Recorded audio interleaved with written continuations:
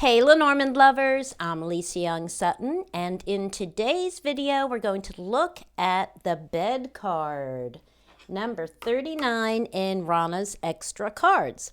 Now, I think the most useful purpose for this card is as a sex card, but it isn't just for sex. It also references sleep, rest, recuperation, comfort, and privacy.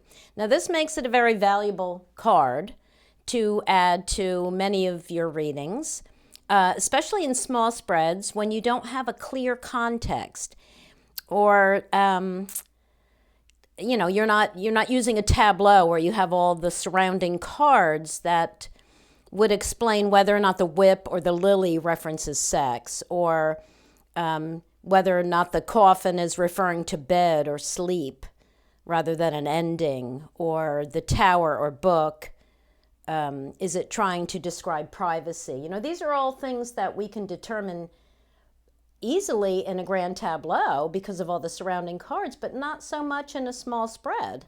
So you need really clear context and very specific questions for small spreads, but these extra cards really make your job easier. I know they make my job easier, so I think you will agree if you start using them.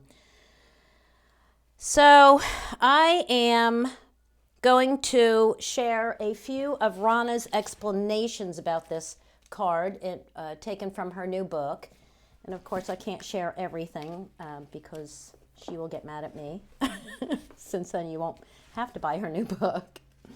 But as you can see, for her extra card, she has an entire section, just like she has for every card. In fact, they're even bigger because she didn't have them in the last book, and she's got lots of examples and stories and combinations too for these cards. So let me just read a couple things that I highlighted here. The bed can reference your intimate self, the things you keep private, or your intimate relationships. In any non-intimacy related context, it can represent relaxation, lying down, or just going to bed. It can appear to describe withdrawing or escaping. As a reference to sleep and beds, it can also describe dreams and the unconscious, as in being unconscious or entering the state of the unconscious mind as we do when we sleep. And I love that she describes the feeling of this card as security. So it can appear to indicate securing a position, a person, or a situation. Now, if asking about a situation that's troubling you, the bed will tell you to put it to rest and just relax. Now, it's a positive card unless surrounded by negative cards, in which case it may suggest something like malicious intent, being dreamt up, right? If you think of it that way, or an illness that puts you to bed. So depending on the surrounding cards, it could be a bed of nails or a bed of roses. That came from her book. That's her line. Anyway, some keywords other than bed and sex include comfort, cozy, release, escape, intimate, lazy, flirting or seducing, tranquilize, and comfy or casual. There are many more, but as I said, you're going to have to buy her book for the complete description. But let's look at two examples that I have taken from my journal, my readings. So one of my client's sons wanted to know what the intentions are of the man in his apartment building who appears to be flirting with him. He kept running into this guy in the laundry room and the parking garage and different places. And the guy was he was getting the vibe, off this guy. So he wanted to know, because the man hadn't really said anything to him yet, so he wanted to know what his intentions were. And of course, here's the bed showing up as a sex card, right? So I drew tower, rider, and bed. And as you can see, when I lay these cards out, and that's why I use these little dry erase boards, I immediately start taking notes as the thoughts pop into my head. So right away, I saw the tower as the apartment, building, right? But it's also ambition. And I thought, okay, the guy could be lonely. He wants to elevate you. These are the things I said to this guy. He wants to make the relationship official, right? So I got all that from the Tower. And then, of course, the Rider is my card for another man, right? Another romantic prospect. So I put new prospect. And then I saw the bed as the sex card, and I wrote, he wants to ride you in the bedroom. I mean, that's what I saw. So, you know, that's your intuition at work. And so sure enough, they, you know, I don't know if they're still together or whatever, but they did hook up, okay? All right, so I have another one to show you. And wait, I have to transfer my bed card to this spread. Okay.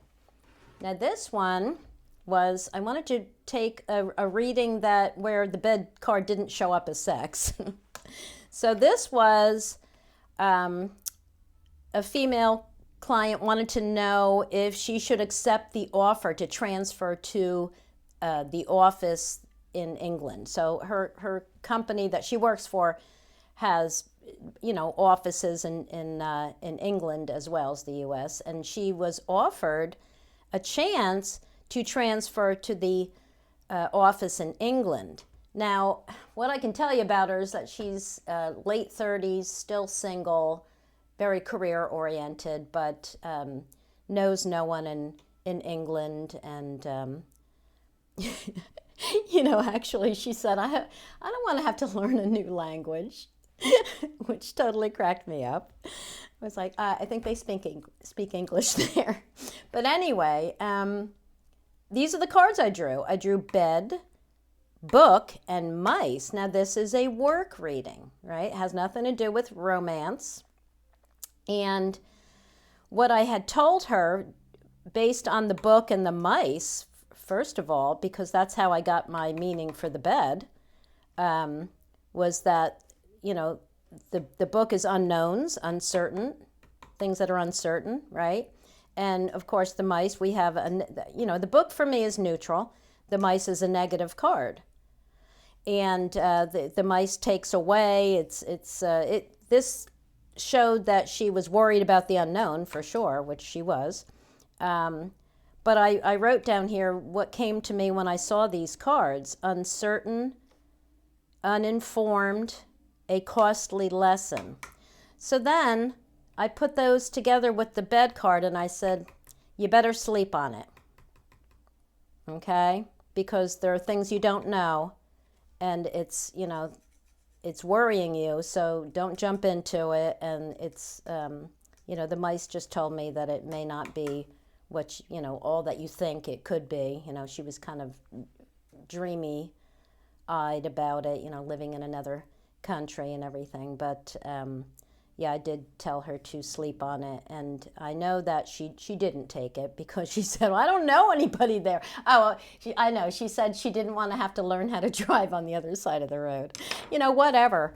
But that was good advice. That bed card showing up told me to tell her to sleep on it. They're the things you don't know. And yeah, it may not be all that you think. So there it is. Those are my two examples for the bed card. And that's it for this video. The next one will be on the last of Rana'S extra cards, which is the market, right? Yeah, the market. Okay. Oh, and then I'm going to do one on the on how to use her extra cards in a grand tableau, should you want to go there, because I've done it several times and it works very, very well. All right, that's it for this video. As always, thanks for watching. Now go play with your cards. Go play with Rana'S extra cards. Bye, everybody.